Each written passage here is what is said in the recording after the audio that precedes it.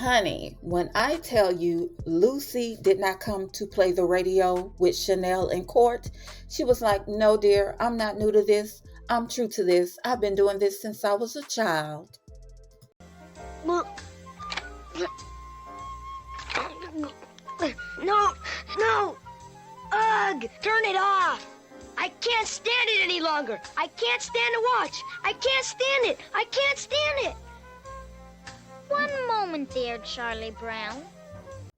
Hey y'all, welcome to my channel Reviewed, where we talk about all things television and film from today and yesteryear. So today I wanted to come on here and do a quick recap of Reasonable Doubt Season 2, Episode 9. And it was definitely giving. Let's get to it. So, honey, the episode starts off with Sally, baby. She is tossing back the drinks and watching a recap of herself on the news from the day that she had in court.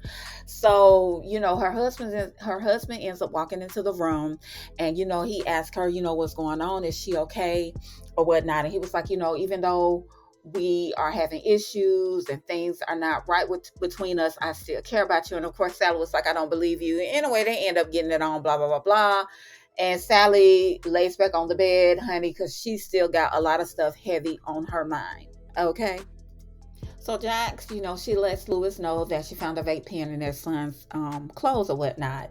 And, they're just having a discussion. They're like, dang, we got to figure out how to approach this little boy about this doggone vape pen. And we got to figure out when we're going to break the news about the baby. So, Jax and Louis, they're sitting down on the bed. They're having a discussion. They're talking. Louis is asking Jax how everything's going. She's saying she's starting to feel better. She said the anxiety medication is working. And, they're just having a back and forth about what's going on in each other's lives. So at one point, Jax was like, let's smoke the vape.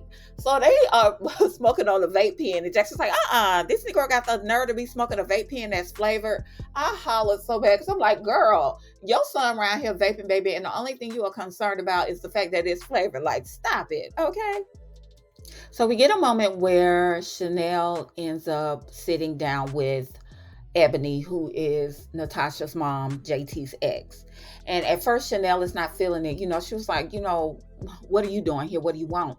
And she was like, all I know about you is the fact that Jamari said you were selfish and that you were a terrible mom.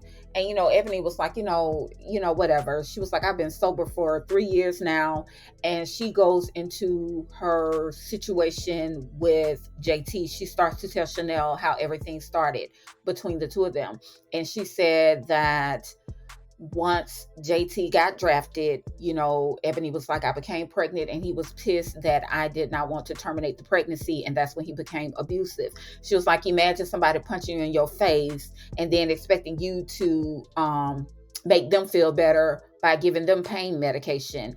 And so Ebony is basically describing to Chanel all the drugs that she used to give JT to make him feel better so he would be able to perform, or whatever when he would play games. And she said it just got to the point where she would start to take what was ever left. She was like, after I would get from drugs, I just got to the point where I would just inject myself with what was ever left. And that is how she became dependent on drugs and, ultimately addicted to them. And she said that JT made it seem like it was her fault. And, ultimately that's how he was able to get her daughter away from her. And so Chanel was like, it wasn't your fault. And Ebony said something to the effect of, well, you're not the person I really wanted to tell my story to. And Chanel was like, oh, so you want me to talk to Natasha? And she said, you want me to tell Natasha your story? And Ebony was like, yeah. Chanel was like, so are you going to testify on my behalf then? And so they basically agreed to have each other's back. You know what I'm saying? Chanel agrees to tell Natasha, the real truth about her mother, and Ebony agrees to testify on behalf of Chanel about the abuse that she dealt with at the hands of JT. And once Ebony leaves out of the room from speaking with Chanel, she lets Corey and Jax know that everything's good to go, that she will be, testifying. Okay, so also in the episode, we get this scene where Jax is at home. She ends up pulling this envelope from under her bed, and she opens it up, and it happens to be the information in reference to the case that she had with Michael F. and Ely Honey in season 1. Okay, and I was wondering where this came from, because we know that, everything, they're basically coming to the end of the trial with Chanel.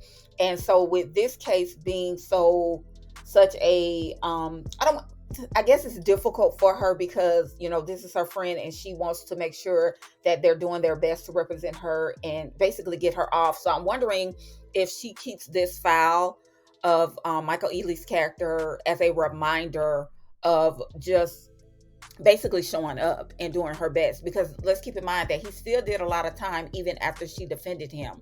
So I'm wondering if she relates back to his case as a reminder, just to basically keep going and not give up. I don't know, I'm not sure yet, but I just thought that was really weird for her to still have his file. So Jax and Lewis go to their son room and basically let him know, son, we know that you vaping. At first he tried to deny it, and he was like, well, my friends was doing other stuff worse than me. And he was like, so I just basically was doing it to seem cool. And it was like, nah, you don't vape in this house. And he was like, well, mama, you smoke. I was like, sir, your mama is grown and pays the bills, sir. So her smoking ain't got nothing to do with you vaping. So basically they tell him he got to give up his cell phone. He can't go to his practices. And he was like, how am I going to practice? This is my new school. We, that's how we get together. We have to get together and practice and things of that nature. So they was like, we taking your phone. You not doing no practices with these people. You're not going to be hanging around them. You on punishment. And honey, he was just like, well, dang, I can't catch a break. Like, leave me alone. So we get this moment where they're in the boardroom, Jax, Corey, they are basically prepping Ebony for trial. And, they're going over all these different scenarios with how they're asking her questions, and they're just letting her know, hey, you're going to be asked some tough questions. Lucy is that chick. She is not going to let up. She is going to basically hammer you when you get on that stand, and you got to be ready. So this is them just preparing her with questions that may possibly be asked, and they are basically asking the questions in different tones just to see how she is going to respond to it. And also in this moment, Ebony lets them know that, because Corey asked her, how did you end up losing your daughter? And Ebony basically lets them know money. She was like, not only was I strung out on drugs, but I didn't have the money to fight for custody for my child the way that JT did. He was like, his mom and him basically made it to where I was not just going to be able to be in my daughter's life, period. She was like, I just didn't have that type of coin. And with JT being coined up, that's how she basically lost custody of her daughter. So later on that night, honey, Ebony is headed to work, and baby, guess who pulls up? JT mama, aka Miss Nostrils, because baby, her nostrils are standing at attention. Okay. And she basically lets Ebony know, honey, if you do not want all your dirty laundry aired out to the world, I suggest you not get on that stand and testify. And Ebony at first, she was like, whatever, it is what it is. I'm doing what's right. Your son, basically has some serious issues and people need to know about it. And the mom was like, you will not testify against my son. You will not go up there on that stand. If you do, everybody gonna know all your nefarious ways. And of course, honey, Miss Nostrils' threat worked, because the next day when they was supposed to meet up with Ebony, I guess to kind of go over the trial and everything again, honey, man was higher than Mary Poppins' umbrella. Okay. She had took some alcohol and some pills, and she was completely out of it. So they get Ebony to the hospital, and Corey's there with her, and the doctor basically lets them know, he was like, you guys got her here in the nick of time. Had you guys not gotten her here with the amount of pills and the alcohol, it could have been lethal.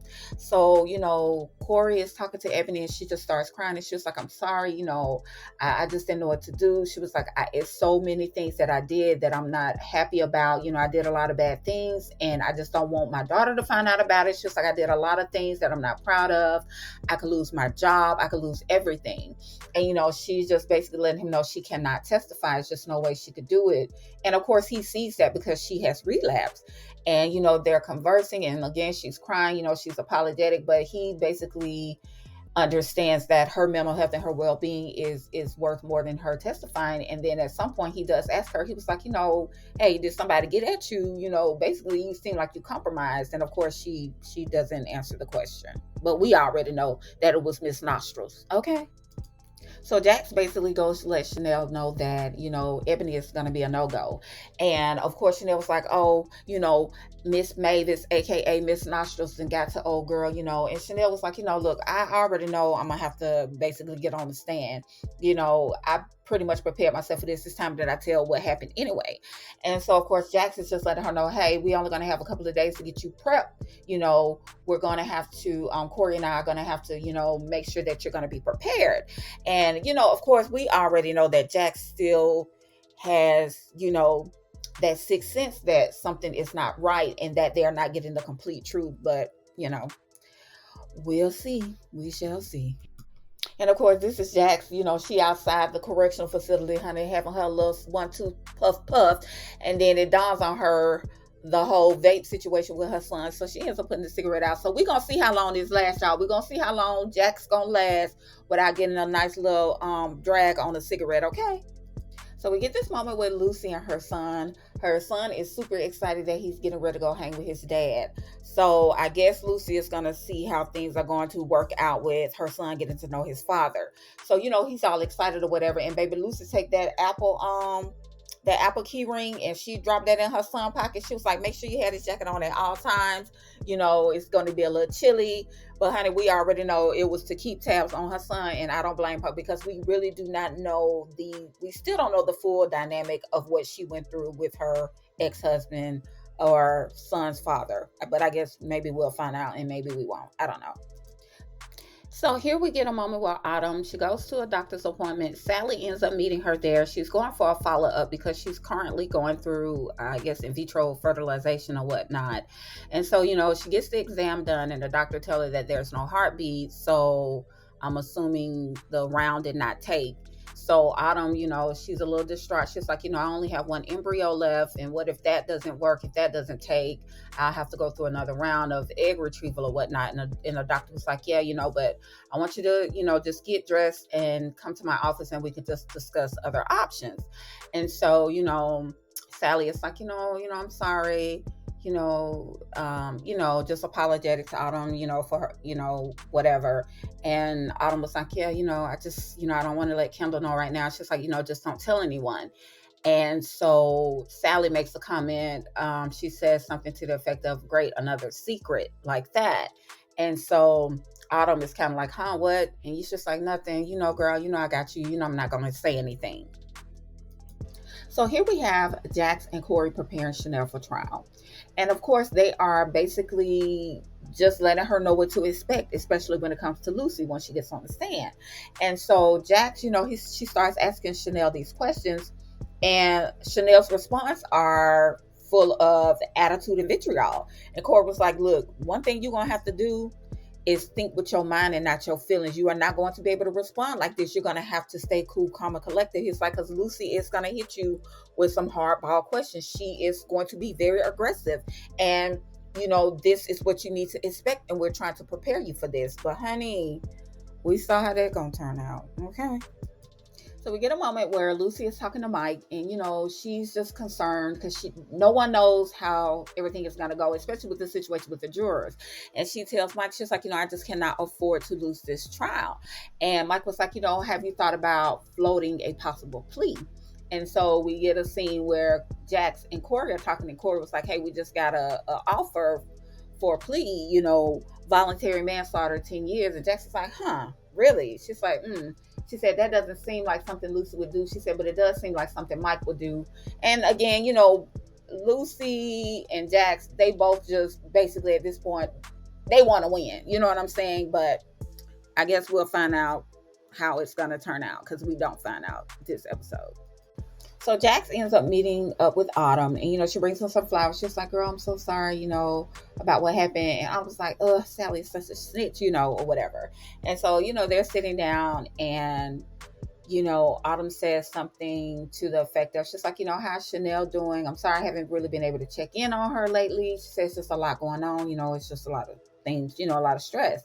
And Jax was like, yeah. She's like, same with Sally. She was like, Sally seems to be taking this real hard. And Autumn was like, yeah, but that's her cousin, they're close. And Jax was like, yeah, but it's just, she's very short lately. And she was just like, she just seems like Sally is just taking on a little bit too much.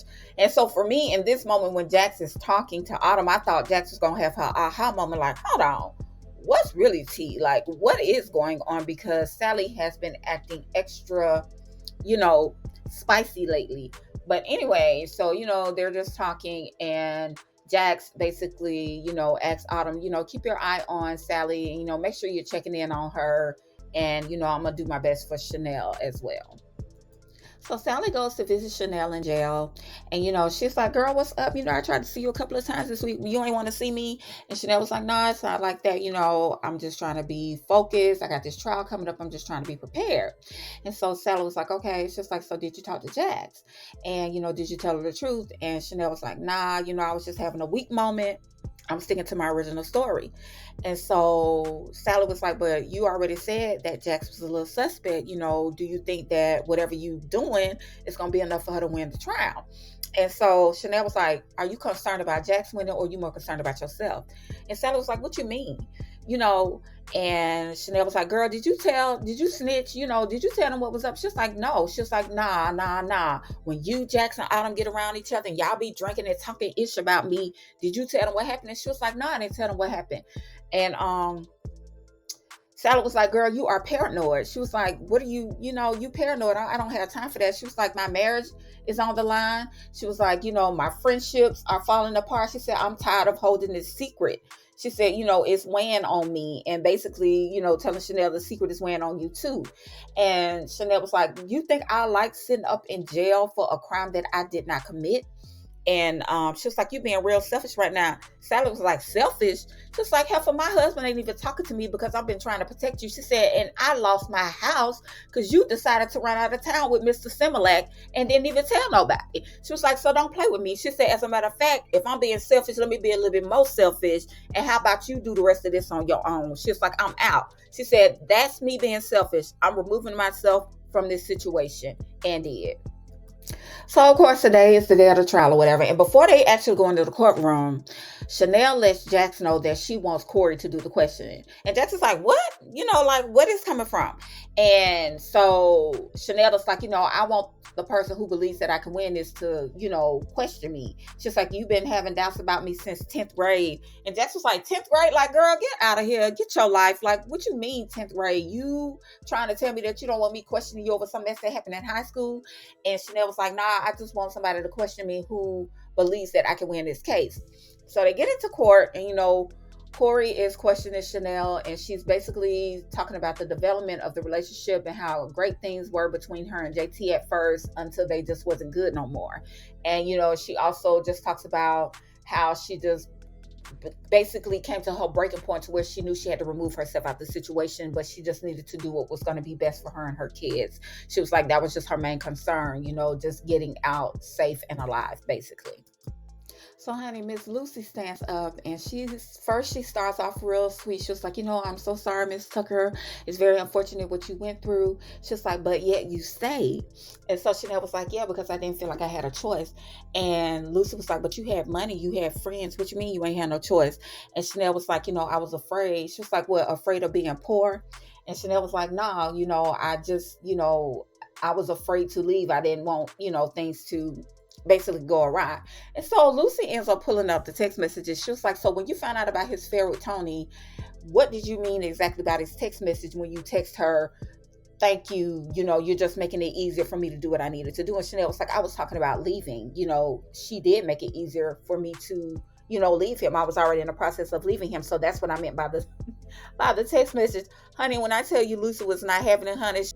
Okay, so they're having a back and forth at court, whatever. And at some point, Chanel describes what happened, when she hit JT in the back of the head. And she said that she hit him while he was walking away from her or whatnot.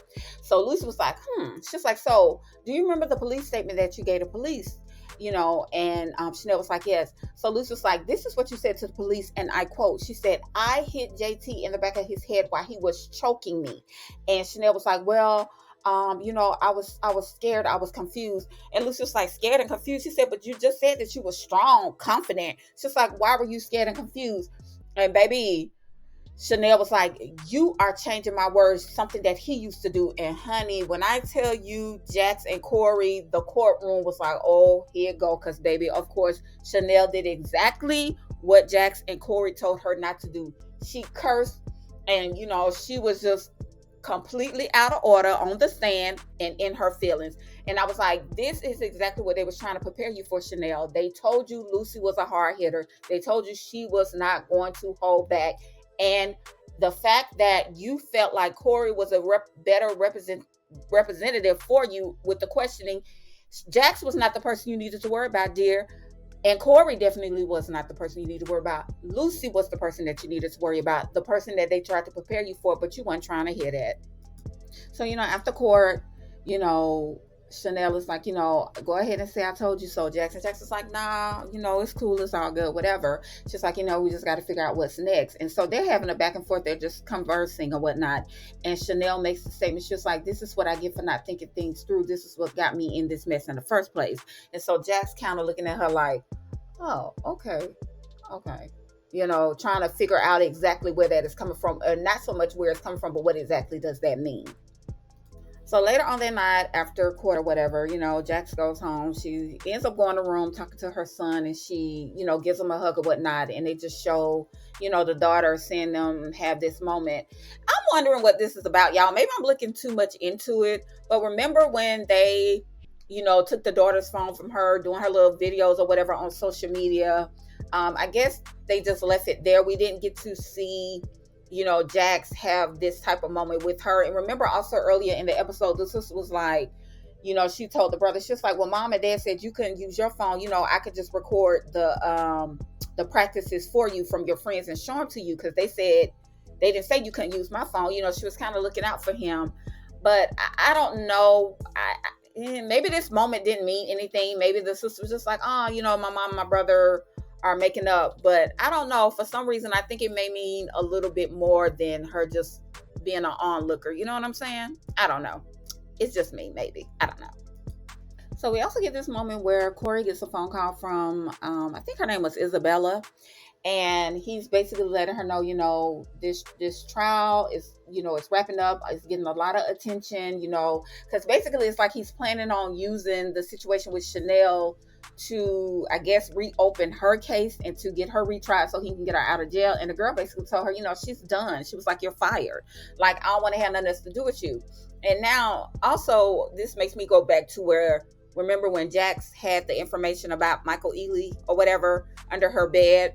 Like, were these the two cases that they both put so much into, and the outcome did not go the way that both of them wanted it to go? Because again, remember Michael Ealy, he ended up doing a lot of time, and Jax just felt like she gave it her all and did her best in that case. And here we have Corey with Isabella, who I believe she's doing life or whatever, and he just feels like he failed this person. So I'm wondering if this is why we got those two moments, because as we saw, Chanel's trial, basically, we don't know which way it's going to go at this point, because Chanel can keep her cool. And, but, in this moment with him just basically still trying to show Isabella that he can get things turned around for her, and she is just like basically washing her hands of the situation. So I just thought that was, those were just some key moments in the episode. Yeah. So Louis and Jax are sitting down talking, they're basically winding down from their day. And as they're conversing or whatnot, Jax has her aha moment. And she lets Louis know, she said, hey, I need to go take care of something. I will be back as soon as it's done, but I need to go take care of this ASAP. So after Jax leaves, Louis is working on his computer or whatnot, and he gets a phone call, and I'm assuming it's from Tony's doula, letting him know that Tony is in labor. And he was like, what? It's too soon. She's only 29 weeks. And he was like, all right, I'll be on my way. So he leaves, and we get to see Jax pull up on Chanel, and she basically lets Chanel know, I know who, sent JT to see the Grim Reaper. And it goes off. Okay, y'all. So last week when Jax met up with Tony at the school, and she was basically letting Tony know, you're not about to play no games with Louis. This is his child too. He has rights. We're not about to do this. And remember when they got ready to leave, Tony grabbed the bottom of her stomach almost as if she had a pain. And also remember last week when Louis said, I just wish this baby would go away, because it's just gonna, be more of a problem, especially with me having to deal with Tony. So again, I said, I hope that they do not have her go into early labor or anything like that, where it is just going to cause more tension in the relationship between Lewis and Jax, because Lewis, being the type of dude that he is, he's going to want to be a support system for Tony.